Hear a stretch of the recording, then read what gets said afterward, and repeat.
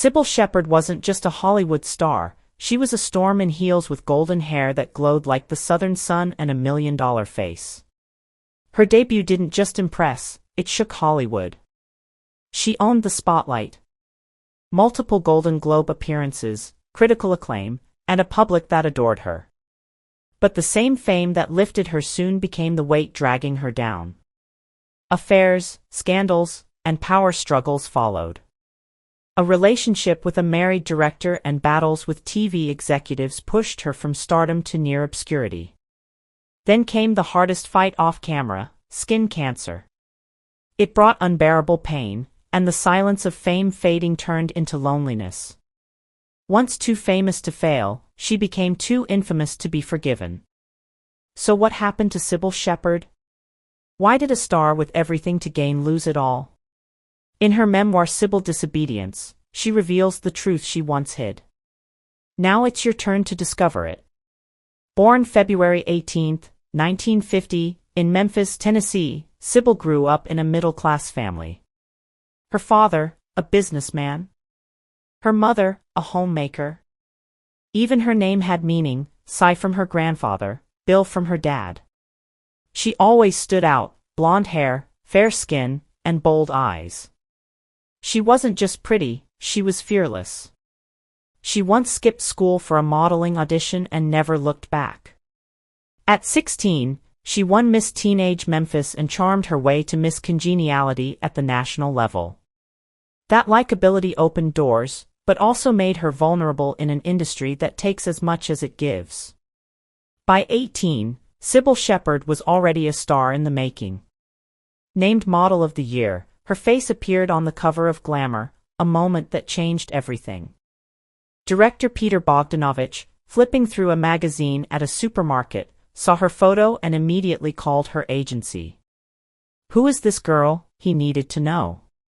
Weeks later, Cybill landed her very first screen test for the Last Picture Show. It wasn't just her film debut, it was the beginning of a life under the microscope. Cybill didn't ride anyone's coattails. She forged her own path with boldness, ambition, and zero interest in settling for ordinary. That drive made her both admired and feared in Hollywood. Her performance in The Last Picture Show, 1971, directed by Bogdanovich, was electric. Playing J.C. Farrow, a beautiful but emotionally complex young woman, Cybill was untrained but unforgettable.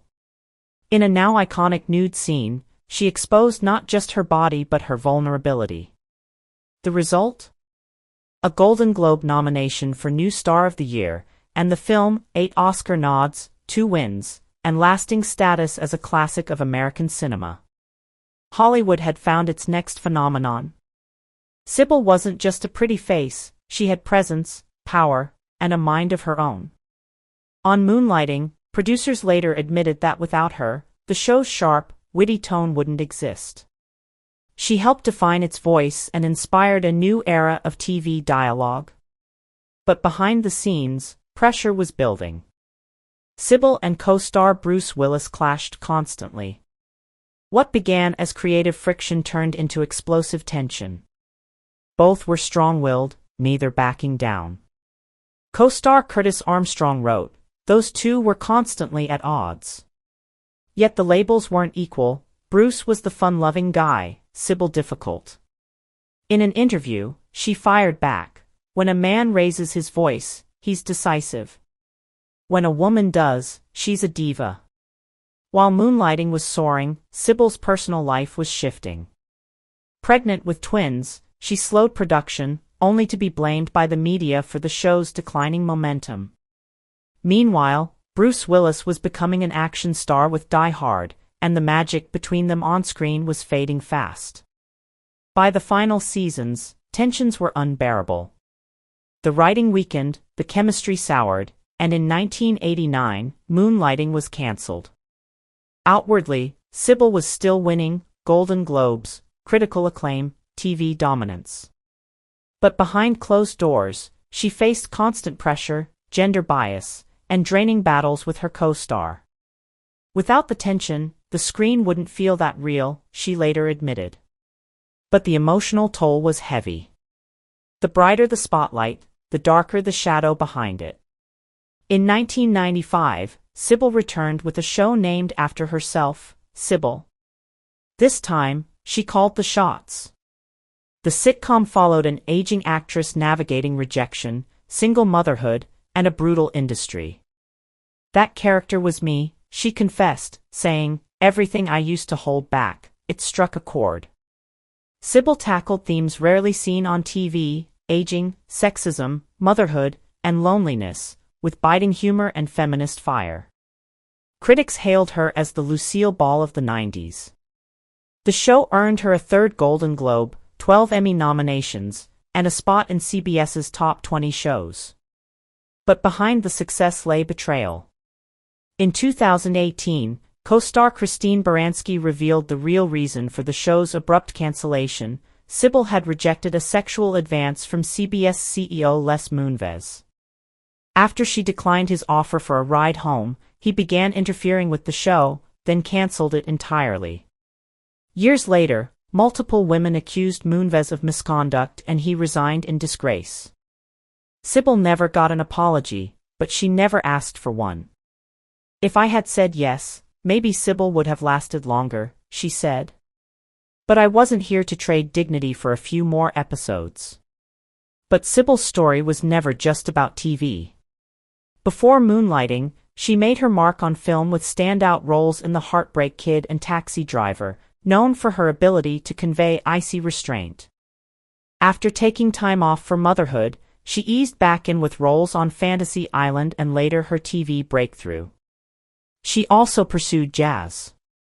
Her 1974 debut album wasn't a hit, but it showed her artistic soul, committed, timeless, and trend-proof. Even after Cybill was cancelled, she never stopped. She appeared in The L Word as a mother supporting her lesbian daughter, and later in Psych, Criminal Minds, and No Ordinary Family. She kept releasing jazz albums, staying true to her voice, never chasing trends. Her life was never defined by a single peak, it was a series of reinventions, each one proof of resilience. In her memoir Cybill Disobedience, she reflected on it all. As a young model in New York, she studied art and anthropology and questioned cultural shame around nudity. That belief gave her the confidence to say yes to the controversial role of JC in The Last Picture Show. At the time, her boyfriend warned, "If you do that scene, I'll never marry you." She did it anyway. They broke up. That moment set the tone for the rest of her life. She chose her passion every time. In her memoir Cybill Disobedience, she faced it all with striking honesty. She wasn't sorry for the wild years or the reckless choices. She refused to apologize for living boldly. But over time, it wasn't chaos that defined Cybill, it was motherhood. The pain of broken relationships softened into purpose as she raised her children. Parenthood became her anchor, her reason, her redemption. After the end of her second marriage and several failed engagements, Cybill turned inward. She found strength in faith and peace in solitude, something she never quite had in her youth. Love, she realized, wasn't just about passion, it was about endurance. And the deepest, most lasting love she knew was the one she had for her children, her friends, and eventually, herself. Even as Hollywood moved on, Cybill carved out a quieter, more meaningful life. She stopped chasing the spotlight and started embracing her scars. Her later years weren't free of struggle. She battled skin cancer and lived for years with undiagnosed pain from IBS. But instead of hiding her pain, she spoke out, breaking taboos around women's health and aging. She became a voice for women dealing with invisible burdens, refusing to let shame silence her. In 2007, an abdominal attack nearly ended her life, but months of recovery became a turning point, a rebirth. Vulnerability became her power. She joined the Great Women campaign, advocated for IBS awareness, and spoke about menopause with refreshing bluntness. At one party, she famously asked a stranger, "How's menopause treating you?" She didn't care if it made people uncomfortable. She knew the silence around aging was far worse. In these candid conversations, Cybill gave women permission to be real, to hurt, to age,